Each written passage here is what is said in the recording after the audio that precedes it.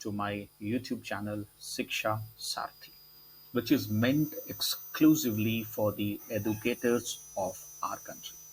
So today we are going to talk about the competencies under the developmental domain, socio-emotional and ethical development, which has been discussed in the National Curriculum Framework 2022 Foundational Stage, Chapter 2.4.2.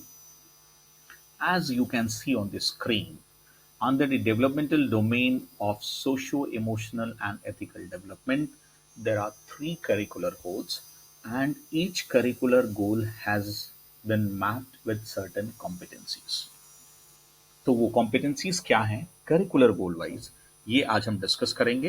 And हर एक competencies के साथ कौन कौन सी learning outcomes map की गई हैं, that will discuss in detail in other videos. So stay tuned. This is just for your revision because this is very important for us to understand the learning flow. So जो learning standards की flow हैं, on the top is the educational aim of the country, and then accordingly there are 5 developmental domains in which we all have to work together. So 5 developmental domains, हर एक developmental domains में कुछ curricular goals map की गई हैं, पाठ्यक्रम के उद्देश्य जिसे कहते हैं, एंड हर एक curricular goal के साथ कुछ competencies मैप की गई हैं। टोटल 68 competencies हैं, और हर एक competencies जो कि आपको फाउंडेशनल स्टेज के एंड तक अचीव कराना है बच्चों को, वो अचीव करने के लिए जो ग्रैनुलर माइलस्टोन्स हैं वो है learning outcomes. 4 to 5 learning outcomes हर एक कॉम्पिटेंसीज के साथ मैप्ड हैं, एंड इन लर्निंग आउटकम्स को एसेस करने के लिए लेवल्स ऑफ प्रोफिशिएंसी डिस्कस की गई हैं, जो हैं 4 लेवल्स में। तो आज जो हम स्पेशली देख रहे हैं वो competencies under the developmental domain, socio emotional and ethical development.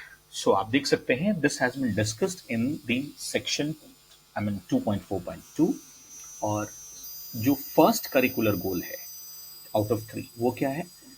Children develop emotional intelligence, means they understand and they are able to manage their emotions and they respond positively to social norms. So this is what is the curricular goal 1.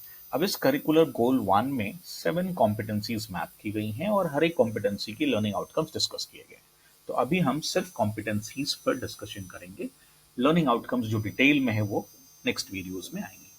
So competency number 1, ये हमें उन बच्चों के लिए करना है, उन बच्चों को इस कैपेबल बनाना है so that they start recognising self as an individual which belongs to a family and community.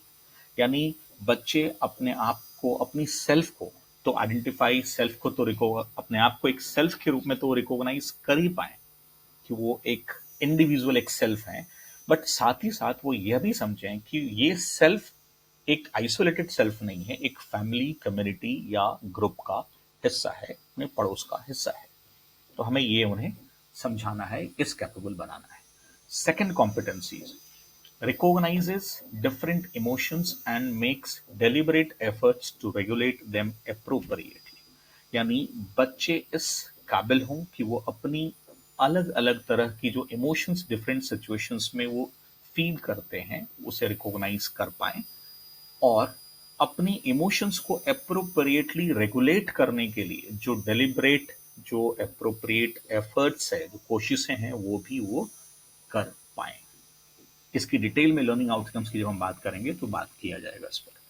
Competency number 3, interacts comfortably with other children and adults. यानी बच्चे अन्य बच्चों, दूसरे बच्चों और अपने पास के परिचित, यानी नोन और कम परिचित, जिनको वो कम जानते हैं, उन एडल्ट्स और बच्चों के साथ आराम से बातचीत कंफर्टेबली कर पाए, ये उन्हें सीखना है।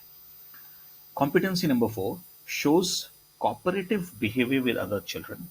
दूसरे बच्चों के साथ, जिनके साथ वो खेलते हैं, जिनके साथ उठते बैठते हैं, या उनके रिलेटिव्स के बच्चे हैं, क्लासरूम्स में, स्कूल असेंबली ग्राउंड में, प्ले ग्राउंड में, तो दूसरे बच्चे हैं, उनके साथ वो सहयोगात्मक व्यवहार यानी पॉजिटिव कोऑपरेटिव बिहेवियर रखें, प्रदर्शित करें, ये जरूरी है। Competency number 5, they understand and respond positively to social norms in classroom, school, playground, other family get together, etc. यानी वो सोशल नॉर्म्स क्या हैं, उन सोशल नॉर्म्स को समझें और सोशल नॉर्म्स के प्रति डिफरेंट सोशल सेटिंग्स में जो भी सोशल नॉर्म्स हैं उनको लेकर वो पॉजिटिवली रिस्पॉन्ड करें, पॉजिटिव बिहेवियर हो उनका।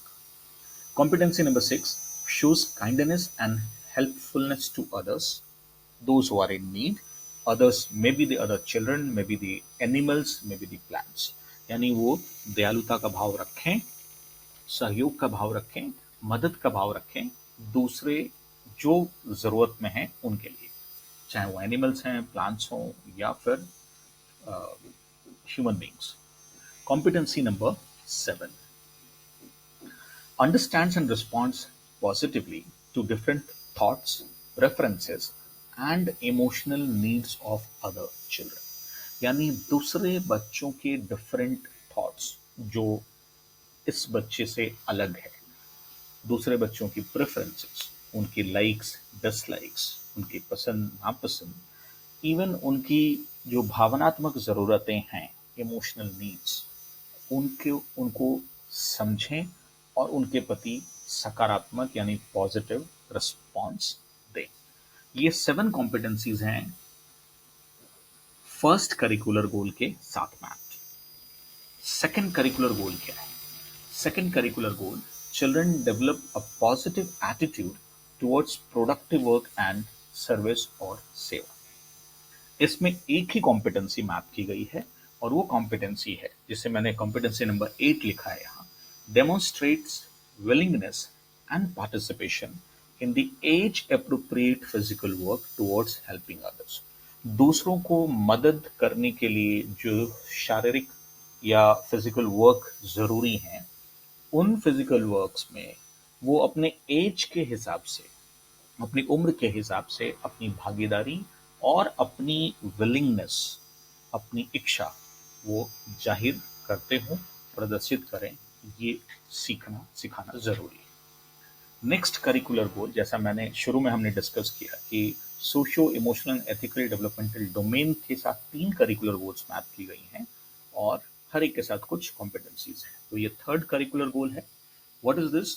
Children develop a positive regard for the natural environment around them. बहुत इंपॉर्टेंट है कि उनके आसपास जो प्राकृतिक वातावरण है, उनके आसपास जो नेचुरल एनवायरनमेंट है, नेचर बेसिकली, उसके प्रति उनकी सकारात्मक सोच होनी चाहिए, चाहे वो पौधे हों, जानवर हों या जो लोग स्थानीय वातावरण, कोई और बगीचे हैं, पार्क हैं, किसी भी और तरह की।